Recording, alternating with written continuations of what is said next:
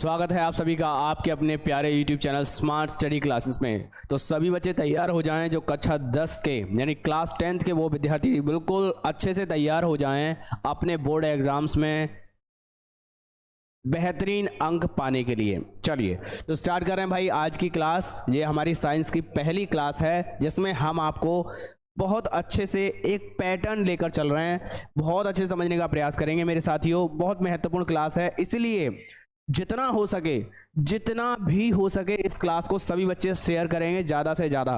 क्यों? क्योंकि मैं इस क्लास में आपको 90 प्लस स्कोर की तैयारी, 95 प्लस स्कोर की तैयारी 10th क्लास 10th में अगर आप 90 स्कोर करते हैं, 90 प्लस स्कोर करते हैं तो इसमें कोई बड़ी बात नहीं है।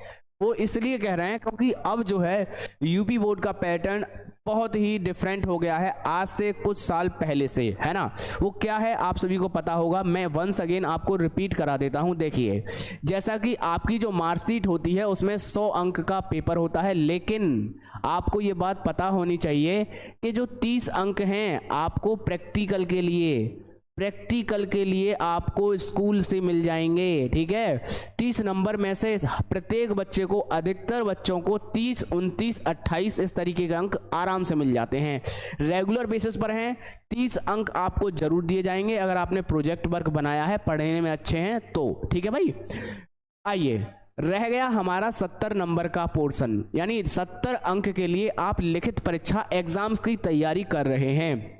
चलिए तो इस 70 नंबर के जो पेपर में, प्रश्न पत्र में, उसमें भी मेरे साथियों, उसमें भी आपको क्या चीजें हैं, दो भागों में डिवाइड होता है, खंड का और खंड खा। खंड का में आपको 20 नंबर के एमसीक्यूज दिए जाते हैं, है ना। एमसीक्यूज 20 नंबर के बहुविकल्पीय प्रश्न होंगे। ठीक है, बाकी का 70 नंबर का जो है आपके शॉर्ट और लॉन्ग क्वेश्चन आपको दिए जाते हैं। तो आप समझ रहे हो, क्या आप समझ रहे हो कि देखिए आपने क्या किया, 30 नंबर आपको यहां से मिल गए और 20 नंबर आपको एमसीक्यू, बस जो सही है वो सही है, उसको टिक करना है। सही 4 बहुविकल्प मिलेंगे, आपको 4 में से कोई एक चुनना है। जैसे कि आपको एक प्रश्न दिया जाएगा, उसके 4 ऑप्शन होंगे A, B, C, D, और उन चारों ऑप्शन में से जो सही है उसको क्या करना है, सिलेक्ट करना है कि सर हमारा मान के चलिए B सही है तो B को राइट करिए। ऐसे 20 क्वेश्चन आपको दिए जाएंगे। तो आज की क्लास में हम आपको सबसे पहले एमसीक्यू सीरीज शुरू कर रहे हैं जिसमें हम डे बाय डे आपको बहुत अच्छे से एमसीक्यूज कराएंगे। ठीक है, तो छोटी सी वीडियो में बहुत कुछ सीखेंगे, यानी गागर में सागर भरने का प्रयास करेंगे। चलिए स्टार्ट कर रहे हैं मेरे साथियों। हम क्या पढ़ा रहे हैं, क्लास 10th का साइंस का क्लास है और यहां पर हम मोस्ट, नोट कर लेना, मोस्ट आईएमपी एमसीक्यूज डिस्कस करेंगे। ठीक है, कौन सा चैप्टर, कौन सा टॉपिक है, प्रकाश का परावर्तन और एवं अपवर्तन, प्रकाश का परावर्तन और अपवर्तन। ठीक है, आइए स्क्रीन पर बढ़ रहे हैं। पहला हमारा बहुविकल्पीय प्रश्न, ये आपकी स्क्रीन पर बहुविकल्पीय प्रश्न है और आपको जो राइट लगे उसका आंसर टिक करना है। ठीक है, जो आपको सही लगे उसका जवाब आपको देना है मेरे साथियों। जल्दी से देखिएगा, सभी बच्चे मुझे जवाब देते जाएंगे। यहाँ पर मैं आपको 20 क्वेश्चन, एक वीडियो के माध्यम से 20 क्वेश्चन कराऊंगा, 20 क्वेश्चन के आंसर अपने कमेंट में देंगे। ठीक है भाई, चलिए जैसा कि पहला प्रश्न आपको दिया गया है, ठीक है, दाढ़ी बनाने के लिए किस प्रकार के दर्पण का प्रयोग होता है, समतल दर्पण, उत्तल दर्पण, अवतल दर्पण और इनमें से कोई नहीं। तो आपको सही जवाब पर टिक करना है कि क्या होता है हमारा अवतल दर्पण। ठीक है, तो इसमें हमारा क्या हो जाएगा, सी ऑप्शन आपको दिखाई, सही हमारा दिखाई आंसर हो जाएगा। ठीक है, आज की इस क्लास में आपको दिखाई दे रहा होगा कि यहाँ पर हमें क्या है, आंसर भी थोड़ा सा दिखाई दे रहा है। नेक्स्ट क्लासेस में आपको क्या है, आंसर नहीं, आपको खुद जवाब देने होंगे। और वैसे आपको अभी देखना नहीं है ना, आप केवल 4 में से जो सही जवाब है उसका आंसर देंगे। चलिए तो नेक्स्ट बढ़ रहे हैं अपने नेक्स्ट क्वेश्चन की ओर। तो यहाँ पर हमें बताना है, क्या बताना है कि फोटोग्राफिक कैमरे का अभिदृश्य होता है उत्तल लेंस, अवतल लेंस,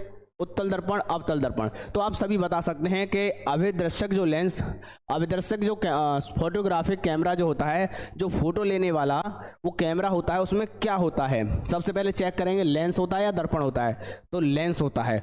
और उत्तल होता है या अवतल होता है, तो आप ध्यान रखेंगे कौन सा? उत्तल लेंस होता है, ठीक है, उत्तल लेंस, यानी ए ऑप्शन आपका सही होगा। आइए नेक्स्ट क्वेश्चन देखिएगा, यहां पर हमसे क्या कहा गया है, बहुत ध्यान से समझिएगा। प्रश्न में हमसे कहा गया है कि यदि किसी अवतल दर्पण की फोकस दूरी f है और वक्रता त्रिज्या r है, फोकस दूरी f है और वक्रता त्रिज्या r है, तो आपको संबंध बताना है। ABCD 4 ऑप्शन दे रखे हैं, तो नो डाउट आप बिना ऑप्शन दिए भी आप कह सकते हैं कि सर जी जो फोकस दूरी होती है वो त्रिज्या की आधी होती है। तो आप ये देख लीजिए इनमें से कौन सा आंसर मैच कर रहा है। आप कहेंगे कि सर जी यहाँ पर क्या है, ये 2 है ना, गलती से ये 2 है, तो F बराबर R/2, F बराबर R/2 पहला ही ऑप्शन आपका सही हो जाएगा। बाकी के और क्वेश्चन और ऑप्शन आपको देखने की जरूरत भी नहीं पड़ेगी, ठीक है। या कभी कभी क्या हो जाता है, या इसमें R का गुणा कर देता है, सॉरी 2 का गुणा कर देता है, तो R बराबर हो जाता है 2F, है ना। तो ऐसे भी आपसे पूछ लिया जाता है कभी कभी, ध्यान रखना, ठीक है। आइए अब हम नेक्स्ट क्वेश्चन की ओर जा रहे हैं। देखिए साइड मिरर में प्रयुक्त, साइड मिरर में प्रयुक्त होता है, क्या होता है? लेंस होता है या दर्पण होता है? तो आपको पता होना चाहिए दर्पण होता है। जब हम देखते हैं दर्पण और लेंस में क्या होता है, दर्पण पे एक तरफ पॉलिश होती है जबकि लेंस में पॉलिश नहीं होती एक तरफ से, है ना। तो आप कहेंगे कि क्या होता है भाई, समतल साइड मिरर जो शीशा होता है, गाड़ी चलाते समय जब हम साइड में शीशा लगा होता है वो दर्पण होता है ना। लेंस आपकी ये प्रिज्म हट जाएगा, लेंस हट जाएगा। और अवतल होता है या उत्तल होता है, ये आपको बताना है। कौन सा दर्पण होता है, तो आप इसमें करेंगे उत्तल दर्पण टिक करेंगे। क्या करेंगे? उत्तल दर्पण हमारा राइट आंसर हो जाएगा। चलिए नेक्स्ट क्वेश्चन, ठीक है। नेक्स्ट क्वेश्चन क्या है हमारा, ये देख लीजिए। किसी दर्पण से वस्तु को कहीं भी रखने पर वस्तु के बराबर आकार का प्रतिबिंब, आकार का सीधा प्रतिबिंब बनता है, तो दर्पण होता है। कौन सा दर्पण होता है? उत्तल दर्पण होता है, अवतल दर्पण होता है, समतल दर्पण होता है, समतल और उत्तल दर्पण होता है, समतल तथा उत्तल दर्पण, इनमें से आपको बताना है। प्रश्न को बड़े बारीकी से पढ़ें। कहा गया है किसी दर्पण से वस्तु को कहीं भी रखने पर वस्तु के बराबर आकार का सीधा प्रतिबिंब कहाँ बनता है, किस दर्पण में बनता है, ये बताना है आपको। तो मेरे साथियों अगर बराबर बन रहा है, बराबर बनने का मतलब है जैसे अगर हम शीशा देखते हैं, खड़े होकर देखते हैं, तो हम अपने चेहरे को देखते हैं तो वो चेहरा बिल्कुल हमारे जैसा दिखाई देता है। क्यों? क्योंकि वो दर्पण जो है वो समतल है, समान है।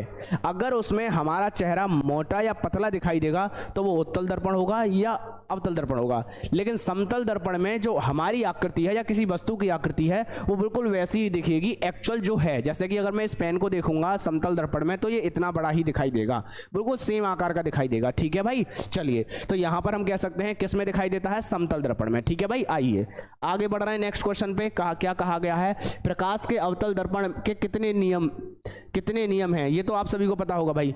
कितने नियम है? 2 नियम है, ठीक है। नेक्स्ट क्वेश्चन पे मूव करेंगे। आइए अब देखिएगा, यहां कहा गया है प्रकाश का वर्ण विक्षेपण किस उपकरण से संभव होता है। प्रकाश का वर्ण विक्षेपण, वर्ण विक्षेपण का मतलब है प्रकाश को 7 रंगों में विभाजित हो जाना, वर्ण विक्षेपण कहलाता है। जिसमें विविगौर आपने पढ़ा होगा, विविगौर से भी क्वेश्चन बनता है। आप बहुत अच्छे से 7 रंग को अच्छे तरीके से लाइन वाइज याद कर लेना, ठीक है। तो वो प्रिज्म का जो प्रकाश का जो वर्ण विक्षेपण होता है, 7 रंगों में विभाजन होता है, वो कैसे होता है, किसके द्वारा होता है? दर्पण के द्वारा होता है, लेंस के द्वारा होता है, प्रिज्म के द्वारा होता है, कांच की सिल्ली के द्वारा होता है। मेरे साथियों वो प्रिज्म के द्वारा होता है, क्योंकि प्रिज्म से जब प्रकाश जो है टकराता है तो वो 7 रंगों में विभाजित हो जाता है, ठीक है। कितने रंगों में? 7 रंगों में विविगौर में विभाजित हो जाता है। चलिए आगे बढ़ रहे हैं, नेक्स्ट क्वेश्चन को मूव करेंगे। देखिए क्वेश्चन नंबर 8 है हमारा, जल्दी से करने का प्रयास करेंगे कि एक ऑप्शन इसको हटा देते हैं भाई, क्योंकि आप नहीं फिर देखेंगे। एक अवतल दर्पण की फोकस दूरी हमको 10 सेंटीमीटर दे रखी है। कहा है वक्रता त्रिज्या ज्ञात कीजिए। वक्रता त्रिज्या ज्ञात करनी है। क्या ज्ञात करनी है मेरे साथियों? वक्रता त्रिज्या। आपको पता होना चाहिए फोकस दूरी बराबर क्या होता है, R/2। हमें फोकस दूरी दे रखी है, क्या दे रखा है? फोकस दूरी हमको दे रखी है। तो हम यहाँ लिखेंगे 10 बराबर R/2 अपॉन में 1 करेंगे, क्रॉस मल्टीप्लाई करेंगे, r का मान कितना हो जाएगा 20 सेंटीमीटर हो जाएगी। ठीक है, क्या हो जाएगी हमारी वक्रता त्रिज्या 20 सेंटीमीटर। बी ऑप्शन हमारा राइट होगा। ठीक है भाई, चलिए आगे बढ़ेंगे, नेक्स्ट क्वेश्चन की तरफ मूव करेंगे। ठीक है, यहां पर कहा गया है, नवा क्वेश्चन है, 1 मीटर फोकस दूरी वाले उत्तल लेंस की क्षमता क्या होती है। 1 मीटर फोकस दूरी, यहाँ कह सकते हैं कि सर f का मान दे रखा है 1 मीटर। ठीक है, तो लेंस की क्षमता P बराबर होता है, लेंस की क्षमता P बराबर 1 अपॉन f किस में दे रखी होती है, मीटर में, या आप ये कहोगे कि सर जी 100/f। यहां पर जो फोकस दूरी किस में होती है, सेंटीमीटर में। ये चीज आपको ध्यान रखनी है। आप यहां पर क्या करेंगे, आप यहां पर 1/f का मान कितना दे रखा है 1, तो मेरे साथियों इसकी क्या हो जाएगी, उत्तल लेंस की फोकस दूरी, तो ये हो जाएगा प्लस का 1d। क्या लिखेंगे, प्लस का 1d। ठीक है, तो प्लस का 1d यानी बी ऑप्शन हमारा सही हो जाएगा इसका। ठीक है, चलो बी ऑप्शन हमारा क्या हो जाएगा, सही हो जाएगा। 10वां प्रश्न देखिए, बहुत ध्यान से देखिए, इंपोर्टेंट क्वेश्चन है। सारे के सारे क्वेश्चन ऐसे हैं जो बोर्ड एग्जाम्स में सीधे पूछे जाएंगे। जो बच्चा इस क्लास को मिस करेगा, बहुत दिन से, मुझे भी पता है आप बहुत दिनों से इंतजार कर रहे थे ऐसी क्लास का जो आज हम आपको करा रहे हैं। ठीक है भाई, क्वेश्चन नंबर 10, इसमें क्या कहा गया है, किसी उत्तल लेंस की फोकस दूरी हमेशा होती है। अभी मैंने इस प्रश्न में आपको क्या बताया कि उत्तल लेंस की जो क्षमता है कैसी है, प्लस की है, तो मेरे साथियों उत्तल लेंस की फोकस दूरी भी हमारी कैसी होगी, पॉजिटिव होगी। क्या होगी, पॉजिटिव। इधर मत देखना ना, सीधा समझने का प्रयास करना कि उत्तल लेंस की फोकस दूरी हमेशा पॉजिटिव होगी। फोकस दूरी ही नहीं, फोकस दूरी के अलावा क्षमता, जो क्षमता होती है वो भी हमारी कैसी होती है, प्लस की होती है। और एक बात और ध्यान रखना, जब क्षमता प्लस की, किसकी, उत्तल लेंस की, उत्तल लेंस की फोकस दूरी प्लस की, तो अवतल लेंस की फोकस दूरी माइनस की। इस बात का ध्यान रखना, उत्तल लेंस की फोकस दूरी प्लस की है तो अवतल लेंस की फोकस दूरी माइनस की होगी, और क्षमता भी माइनस की हो जाएगी अवतल लेंस में। ठीक है, उत्तल लेंस में दोनों चीजें प्लस की होती हैं, अवतल लेंस में माइनस की होती हैं। ये बात ध्यान रखना, न्यूमेरिकल लगाते समय ये चीजें बहुत जरूरत पड़ती है इनकी, है ना। चलिए अगला प्रश्न आप क्या देख रहे हैं, देखो इसमें क्या कहा गया है कि प्रकाश का वेग न्यूनतम होता है निर्वात में नहीं, जल में नहीं, वायु में नहीं, कांच में। कांच में प्रकाश का वेग सबसे न्यूनतम होता है, किसमें होता है मेरे साथियों, कांच में। बिल्कुल सही बात। ठीक है, थोड़ा सा डाउट था इसमें, कांच और हम इसमें देख रहे थे वायु, लेकिन इसमें सही ऑप्शन हमारा कांच ही है। ठीक है, चलिए नेक्स्ट आगे बढ़ेंगे। निम्नलिखित, इसमें कहा गया है, क्या कहा गया है, बहुत ध्यान से देखिए, निम्न में से कौन सा पदार्थ लेंस बनाने में प्रयुक्त नहीं किया जाता। शब्द देखना, प्रयुक्त नहीं किया जाता। एमसीक्यू क्वेश्चन गलत होने का सबसे बड़ा कारण यह है कि आप क्वेश्चन को आराम से अच्छे से नहीं पढ़ते हो, है ना। तो आपको ध्यान रखना है, लेंस बनाने में किसका प्रयोग नहीं किया जाता है, लेंस पदार्थ लेंस बनाने में प्रयोग नहीं किया जाता। जल का प्रयोग किया जाता है, कांच का किया जाता है, प्लास्टिक का किया जाता है, मिट्टी का प्रयोग नहीं किया जाता। किसका, मिट्टी का प्रयोग भाई नहीं किया जाता। चलिए आज का हमारा 13वां प्रश्न में देखेंगे कि काल्पनिक प्रतिबिंब होता है, भाई सीधा टिक कर लीजिए, सीधा है ना, जल्दी से।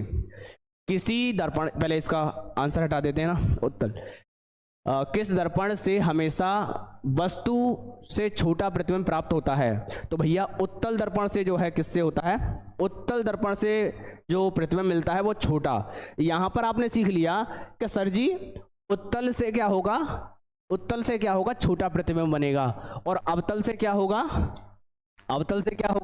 बड़ा। अवतल से क्या हो जाएगा, बड़ा। समतल से क्या होगा, समान। समतल से क्या होगा, समान। जैसा है वैसा दिखाई देगा। ठीक है, और इनमें से कोई नहीं तो ये तो हमारा ऑप्शन होगा ही नहीं। ठीक है भाई, आइए आगे बढ़ जाएंगे। ये क्वेश्चन मैंने एक कराया, 3 क्वेश्चन की कॉन्सेप्ट मैंने आपको बता दी है। ठीक है भाई, आइए अब देखिए यहां पर कहा है 15वां प्रश्न, बहुत ही शानदार प्रश्न है। 4D क्षमता वाले अवतल लेंस की फोकस दूरी होती है। 4D लेंस के क्षमता वाले अवतल लेंस की फोकस दूरी क्या होती है, ये हमको बतानी है। ठीक है, क्षमता हमको दे रखा है, यानी हम ये कहेंगे P का मान क्या दे रखा है, 4D दे रखा है, यानी 4 दे रखा है। फोकस दूरी हमको बतानी है, F हमको बतानी है। तो P बराबर क्या होता है, 1/, क्या होता है P बराबर, भाई जल्दी से बताइएगा। P बराबर होता है 1/f मीटर में। मीटर में अगर हम सेंटीमीटर की बात करें तो वो हो जाएगा 100/f। ये क्या है, सेंटीमीटर में। हम सेंटीमीटर में क्यों लगा रहे हैं, क्योंकि हमारे चारों ऑप्शन किस में दे रखे हैं, सेंटीमीटर में, इसलिए। चलिए तो हम यहां लिखेंगे, सर फोकस दूरी क्षमता हमें दे रखी है क्या, 400। बटे में एफ। आइए अब हम क्या करेंगे भाई, देखिए इसको कैलकुलेट करेंगे, किसको, इसको कैलकुलेट करेंगे। ठीक है, मैं यहां पर लिख रहा हूं, अच्छे से समझने का प्रयास करेंगे। देखिए कैसे, हम f उधर ले जाएंगे, ये जो संख्या है ये उधर जाएगी, ये नीचे आ जाएगा, तो हो जाएगा 100 बटे में 4। तो इसे काटेंगे, कितनी बार आएगा, f बराबर क्या हो जाएगा, 25 चौका 100 होते हैं, तो हो जाएगा 25 सेंटीमीटर। हमारा जो ऑप्शन है, हमारा जो ऑप्शन है 25 centimetre is the right answer. तो आप ये कहेंगे बी हमारा कैसा है, सही आंसर है। ठीक है भाई, बी 25 सेंटीमीटर हमारा सही जवाब है। चलिए अगला सवाल, 16वां सवाल। ठीक है, 16वां सवाल देखिएगा बहुत ध्यान से। कहा है उत्तल लेंस की फोकस दूरी हमें दे रखी है, फोकस अंतर लिख रहा है, फोकस दूरी हमें दे रखी है, क्षमता हमको बतानी है। ठीक है, क्या बतानी है, क्षमता बतानी है। कैसे बताएंगे क्षमता, आप कहोगे P बराबर, सर अगर फोकस दूरी सेंटीमीटर में है तो सेंटीमीटर वाला सूत्र लगाएंगे, सेंटीमीटर के लिए P बराबर 100/f। f किस में है, सेंटीमीटर में है ना, मीटर में होता तो हम मीटर में लगाते। चलिए तो ये हो जाएगा हमारा 100 बटे में फोकस दूरी 50 है, 50 दूनी 100, तो ये हो जाएगी हमारी 100 हो जाएगी, है ना भाई। उत्तल लेंस की फोकस दूरी प्लस की होती है, ध्यान रखना ये बात। 2D है इसमें कोई, है भाई, D option is the right answer.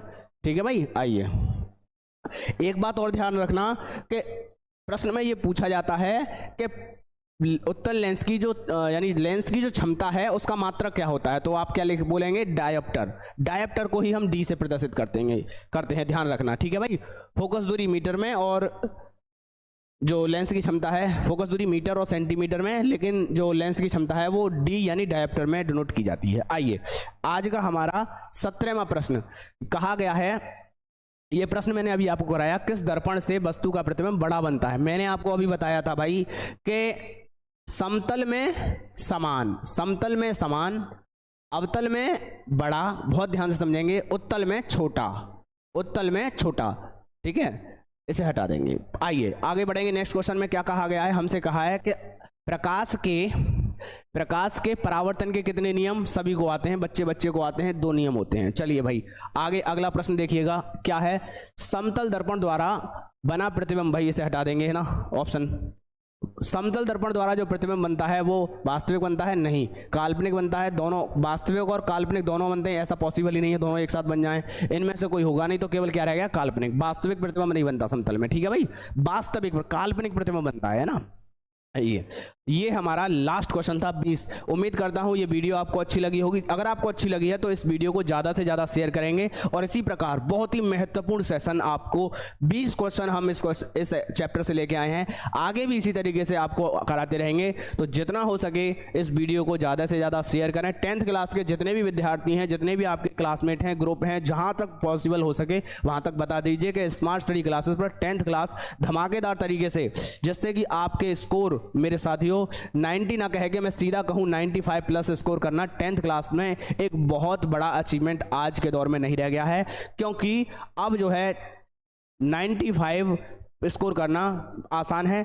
कैसे, मैंने क्लास के स्टार्टिंग में आपको बता दिया है। चलिए तो शेयर करिए जहां तक पॉसिबल हो, बाकी का नेक्स्ट क्लास में इस तरीके से मिलते रहेंगे। आज के लिए बस इतना ही। जय हिंद, वंदे मातरम।